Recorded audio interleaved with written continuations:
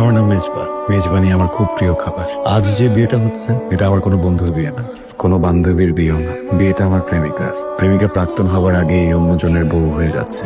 আফসোস, আমি কারো কিছুই হতে পারলাম না। নিম্ন মধ্যবিত্ত পরিবারের ছেলে, এই হচ্ছে আমাদের নিয়তি। আমরা ভালোবাসি, খুব করে ভালোবাসি, কিন্তু দিন শেষে প্রেমিকার পরিবার বড়লোক জামাই খুঁজে নেয়। চোখ থেকে গড়িয়ে পড়া পানি কষ্টের নাকি ঝালের বুঝতে পারছি না। কি রেখা? এটা তোমরা ছোটবেলা থেকে চিন্তা, তাই না? আমি না হয় তোমাদের কথা ভেবে চক্ষু লজ্জায় কিছু বলতে পারিনি। তোমরা ফ্যামিলির সাথে একটু কথা বলতে, অ্যাটলিস্ট একটা ফোন দিতা।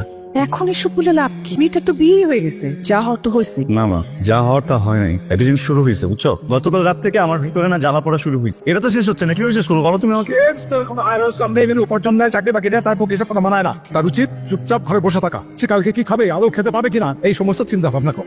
আল্লাহ যে তাকে বিনা কর্মে একটা জীবন দিয়েছে, সেজন্য আল্লাহর কাছে শুকরিয়া আদায় কর। তারপরে যদি বিয়ের জন্য মেন্টাল প্রেশার বেশি হয়ে যায়, তাহলে তার প্রত্যেকদিন রোজা রাখা উচিত, যাতে করে বিয়ের ভূতটা ঘাট থেকে নামে। শোনো, আসার সময় বাজারটা করে আসো। হ্যাঁ সেই তো, আমি তো একাই আছি বাজার করার জন্য, আর তো কেউ নাই। বাজার করবো, সবাই মিলে শুধু খাবে। করবো চেষ্টা করবো। ভাইয়া, তুই কি বিয়াতে গেছিলি?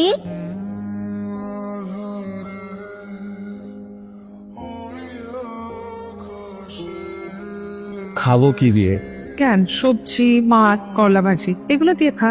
না, প্রথম সেই তো আমি তখন মাছ খেতে পারি না, গন্ধম ভেবে যদি একটু কি দিতে হবে? মুরগি, ব্রয়লার না দেশি? হ্যাঁ, রোজ কর্মা। বাজারে গেছে কোনোদিন? মুরগির কেজি কত জানো? ওই নবাব কত। সকালবেলা নাস্তা করে ব্যাং করে বাইরে যাও, গিয়ে মালিকের দোকানে আড্ডা মারো সারাদিন। সংসারটা কিভাবে চলছে না চলছে কোনো খোঁজ খবর রাখো? বাবা, এমন তো না যে আমি চাইলে চাকরিটা পেয়ে যাবো। তুমি চাইছো কোনোদিন? সংসারের দায়িত্বে এবং খাটতে খাটতে আমার চান শেষ হয়ে গেল। তোমার মতো কোনো বোধ বুদ্ধি আমি কিছু দেখি না, কোনো অনুমতি নেই। আমার তো বয়স হয়েছে, আজ আছি কাল নেই।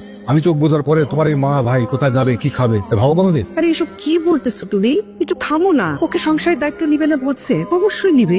কবে নি এটা তো জিজ্ঞেস করছি। আমি তো দেখি না ওর মতো কোনো অনুভূতি আছে। ওর ব্যাপারে, সংসারে কোনো ব্যাপারে কোনো খোঁজ খবর নেই। খাটতে খাটতে আবার যান পয়লা হয়ে গেল। কত পয়সা পাবে? আর ওর কোনো বোধ বুদ্ধি ভাবনা কিছুই নেই কিভাবে কি হবে ভবিষ্যৎ। আমি মারা গেলে তোমাদেরকে দেখবে, এই চিন্তা আমার ঘুম আসে।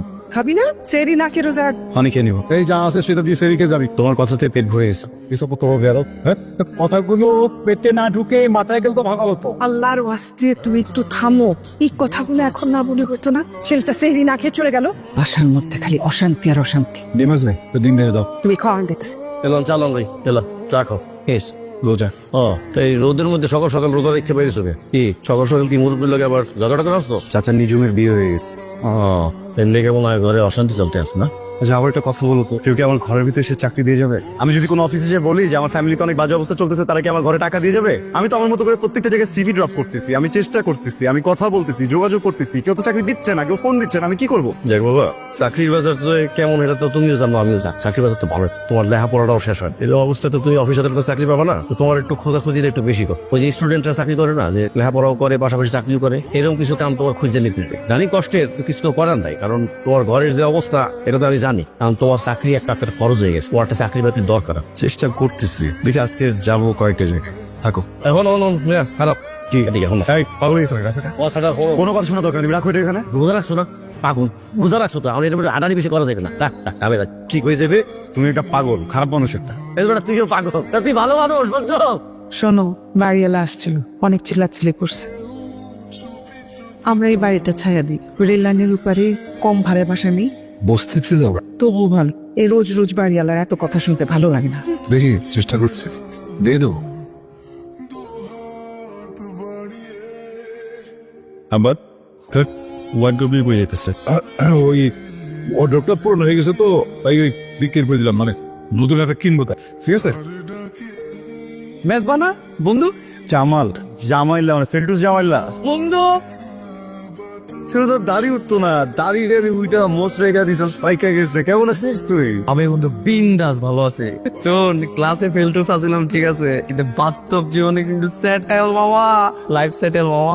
Very good. কি করতেছিস? Government job? আরে বন্ধু, কি করতেছি সেটা বিষয় না, কি পড়তেছি সেটা বিষয়, কি খাইতেছি সেটা বিষয়। আমি সেলসম্যানে চাকরি করি, কিন্তু কেউ কি জানে? কেউ কি বুঝতে পারবে? আরে আমার বাসার মালিক জানে আমি সরকারি চাকরি করি। আমি কি সালাম দিব, উল্টা আমারে সালাম দেয়। আর আমার প্রেমিকা, সে জানে আমি ব্যাংকার। মামা ভালোই আছি, ভালো বেতন পাচ্ছি। কিংবা সেলসম্যানের জব করে ভালো অ্যামাউন্টের স্যালারি পাচ্ছিস, কেমন পাস? আমার বেতন মনে কর 20,000, আর ইনসেন্টিভ সবকিছু মিলে 3,000, টেনে টেনে 25,000। সামনে ঈদ আর ধান্দা আছে। কি বলিস, মানে সেলসে জব করে এত টাকা? আরে বেটা, আমি তো সিনিয়র সেলসম্যান, আমার একটা অবস্থান আছে না। বলছি কি, আমি চাকরি খুঁজতেছি না, বুঝছিস?